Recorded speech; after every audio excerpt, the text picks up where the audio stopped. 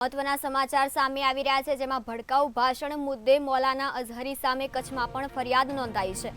જૂનાગઢ પહેલા સામખિયાળીમાં પણ મૌલાનાએ ઓક્યું હતું ઝેર। સામખિયાળીમાં યોજાયેલ એક કાર્યક્રમમાં આપ્યું હતું તેણે ભડકાઉ ભાષણ। ગત 31 જાન્યુઆરીના રોજ કરાયું હતું ધાર્મિક કાર્યક્રમનું આયોજન, જેમાં સામખિયાળી પોલીસમાં મૌલાના અને આયોજક માબદ ખાન મુર સામે ફરિયાદ નોંધવામાં આવી હતી। ભડકાઉ અને ઉશ્કેરીકરણજનક ભાષણ સામે ફરિયાદ નોંધાઈ છે।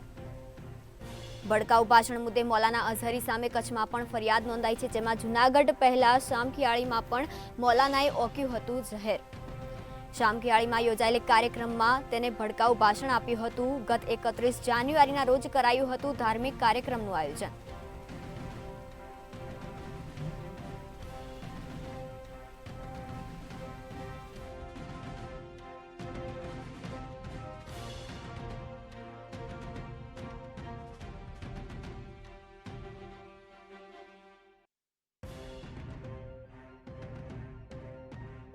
ભડકાઉ ભાષણ મુદ્દે મૌલાના અઝહરી સામે કચ્છમાં પણ ફરિયાદ। જૂનાગઢ પહેલા સામખિયાળીમાં પણ મૌલાનાએ ઓક્યું હતું ઝેર। સામખિયાળીમાં યોજાયેલ કાર્યક્રમમાં તેને ભડકાઉ ભાષણ આપ્યું હતું।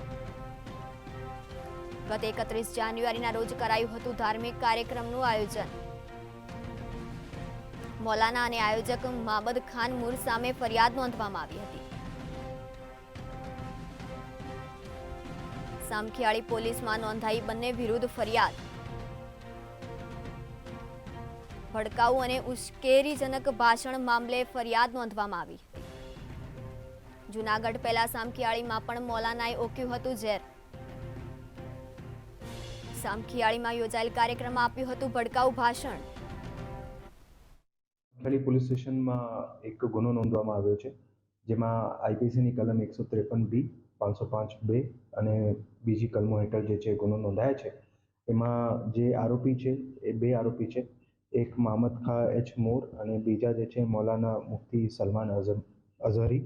એ બંને વિરુદ્ધ જે ગુનો નોંધાયો છે એમાં જે બનાવ છે 31/1/2024ના રોજ સવારમાં જે સામખિયાળીમાં ત્યાં જે એક પ્રોગ્રામ રાખવામાં આવ્યો હતો અને એ પ્રોગ્રામમાં જે ભાષણ જે આપવામાં આવ્યું હતું એમાં જે ભડકાઉ ભાષણ હતો એ અનુસંધાને પોલીસ દ્વારા એ આઈપીસીની કલમો હેઠળ ગુનો નોંધવામાં આવ્યો છે અને અત્યારે જે છે તપાસ એમની ચાલુ છે।